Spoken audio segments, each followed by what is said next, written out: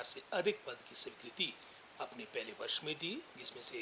लगभग 2200 से अधिक हमारी बैच वाइज की रिक्रूटमेंट फाइनल स्टेज पे पहुंच चुकी है। This news is sponsored by Prem timber merchant Sunni. Himachal Pradesh में कम संख्या वाले स्कूलों को शिक्षा विभाग मर्ज करने जा रहा है। शुक्रवार को शिक्षा मंत्री रोहित ठाकुर ने सचिवालय में शिक्षा विभाग की समीक्षा बैठक की, जिसमें आगामी समय में किए जाने वाले कार्यों पर चर्चा की गई और भविष्य में किस तरह के कार्य शिक्षा विभाग में होने हैं उसको लेकर भी मंथन किया गया। बैठक के बाद शिक्षा मंत्री ने कहा कि प्रदेश में कुछ गुणवत्ता की शिक्षा मिले, इस पर सरकार कार्य कर रही है और आज समीक्षा बैठक कर फीडबैक लिया गया। उन्होंने कहा कि प्रदेश में 16,000 के करीब शिक्षकों के पद खाली है और बीते वर्ष सरकार ने 6,000 पदों को भरने की मंजूरी दी थी, जिसमें 2200 टीजीटी के पद भरने की प्रक्रिया चल रही है और इसी सप्ताह उनकी नियुक्ति कर दी जाएगी। इसके अलावा जेबीटी शिक्षकों की भी तैनाती की जा रही है और ये शिक्षक वहां तैनात किए जाएंगे जहां स्कूलों में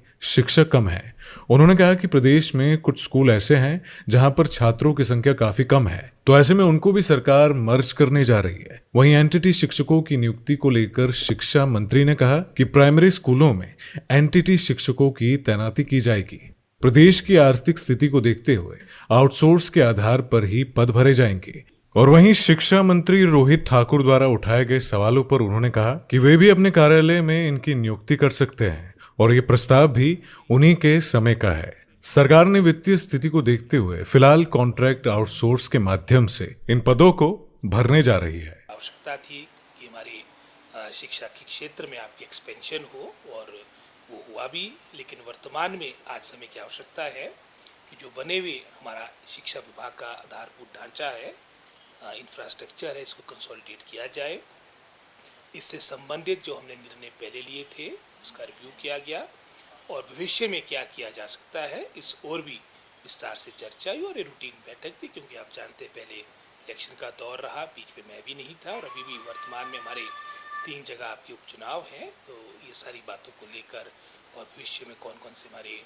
मैटर्स कैबिनेट में जाने हैं, ये विभाग ने अपने स्तर पे करने हैं, इस पर विस्तार से चर्चा हुई। सर, जो भर्तियां अभी हो रही है शिक्षा विभाग में, उसको लेकर क्या को 2000 अगर हम 22 के अंत की बात करेंगे, एक बहुत बड़ा गैप, क्योंकि हज़ारों की संख्या में आपके टीचर्स के पद खाली थे। इन टोटल लगभग कोई 22 के अंत तक, जब तक मतलब इसमें तो भाजपा सरकार रही है, कोई 15,000 से अधिक आपके पद रिक्त थे। मैं भारी हूँ माननीय मुख्यमंत्री का, जिन्होंने हमारे को लगभग 6,000 से अधिक पद की स्वीकृति अपने पहले वर्ष में दी, जिसमें से लगभग कोई 2200 से अधिक हमारी बैच वाइज की रिक्रूटमेंट फाइनल स्टेज पे पहुंच चुकी है और जिसमें आपकी रिजल्ट्स भी मैं समझता हूँ टीजीटी के तो डिक्लेयर भी हो गए हैं और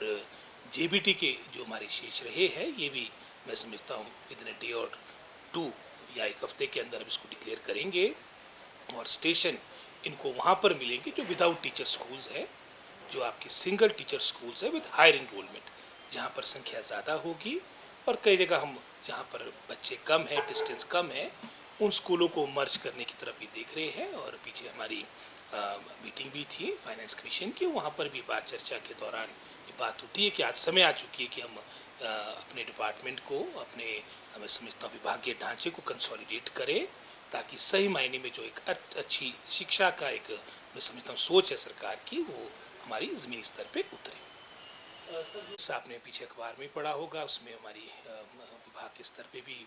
लेटर आके इशू हो गई है, ये हमने प्रोसेस स्टार्ट कर दिया और हमारी यही कोशिश है कि जहाँ पर आपके प्राइमरी स्कूल्स में, जहाँ पर हमारे पास अच्छी संख्या बच्चों की है, लगभग कोई 6,000 से अधिक आपके प्राइमरी स्कूल्स में ये एनटीटी टीचर रखे जाएंगे और जो गाइडलाइंस होगी वो एनसीटी गाइडलाइंस होगी जो उनकी रिक्रूटमेंट से संबंधित है। सर, एनटीटी शिक्षा को लेकर जो विपक्ष है वो सवाल भी पूछ रहा है। आज पूर्व शिक्षा मंत्री रोहित ठाकुर का बयान आया है, उन्होंने कहा कि रेगुलर भर्तियों की बात कही गई थी, यहाँ आउटसोर्स पर एनटीटी शिक्षा। तो गोविंद ठाकुर जी तो खुद मंत्री रहे हैं, 5 साल शिक्षा विभाग चलो शुरू में सुरेश भारद्वाज जी के पास रहा, तो बेहतर होता वो करते अपने समय में। हमने जहाँ मैं समझता हूँ नियुक्तियाँ भी करनी है और साथ ही साथ अपनी मैं समझता हूँ आर्थिक स्तर पर जो चुनौती प्रदेश के समक्ष है वो भी देखनी है। चाहते तो हम रेगुलर है सारी बातें, लेकिन हमने अपनी वित्तीय स्थिति को देखते हुए भी निर्णय लेना है और जो नियुक्तियाँ होगी ये लगभग वही प्रस्ताव है जो पिछली सरकार का है, वो अपने कार्यकाल के दौरान नहीं कर पाए।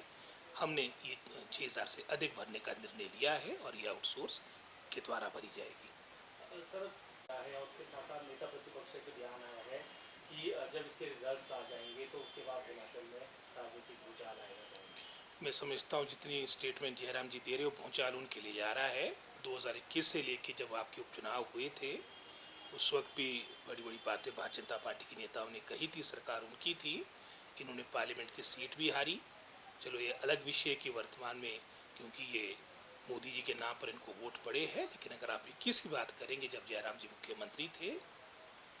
तीनों आपकी स्टेट के बाई इलेक्शन हारे, चाहे वो मंडी पार्लियामेंट्री कॉन्स्टिट्यूंसी की बात थी। 22 में हर तरह से इन्हें पूरा एक तरह का प्रेस्टीज बना दी थी, पूरे राष्ट्र की ताकत भारतीय जनता पार्टी ने हिमाचल में लगाई, लेकिन फिर भी यहाँ पर अच्छे बहुमत के साथ 40 सीटें कांग्रेस पार्टी को दी और कांग्रेस पार्टी की जीत हुई और अच्छे तरीके से हमारी सरकार सुखविंदर सिंह सुक्खू जी की सरकार कार्य कर रही है, जो इनको बच नहीं रहा। और ऑपरेशन लोटस करके इन्होंने हमारी चुनी हुई सरकार को स्थिर करने का प्रयास किया और वो भी हिमाचल में देवभूमि आकर फेल हुआ। जो उनका क्रम दक्षिण के कर्नाटका से प्रारंभ हुआ था, चाहे वो मध्य प्रदेश था, गोवा था, मणिपुर था, आपके बिहार था, वहाँ पर भी नीतीश कुमार जी ने हमारे लाइन सिलेक्शन लड़ा, बाद में उनने अपना मैं समझता हूँ लाइन्स पार्टनर बदल दिए। हर जगह इनका प्रयास सफल हुआ है, लेकिन जैसे मैंने पहले कहा है देवभूमि है, न्याय मिलता है। राष्ट्रीय मुद्दे से संबंधित आपके पार्लियामेंट के इलेक्शन हुए जहां उनको जीत हुई है, लेकिन जहां विधानसभा जो हमारा 34 का बहुमत रह गया था इस हॉर्स ट्रेडिंग के बाद, वो बढ़कर आज 38 हो चुका है और हमें पूर्ण आशा है कि 3 सीटें ये भी कांग्रेस पार्टी जीतेगी और ये हमारी संख्या 38-41 पहुंचेगी। 22 मार्च को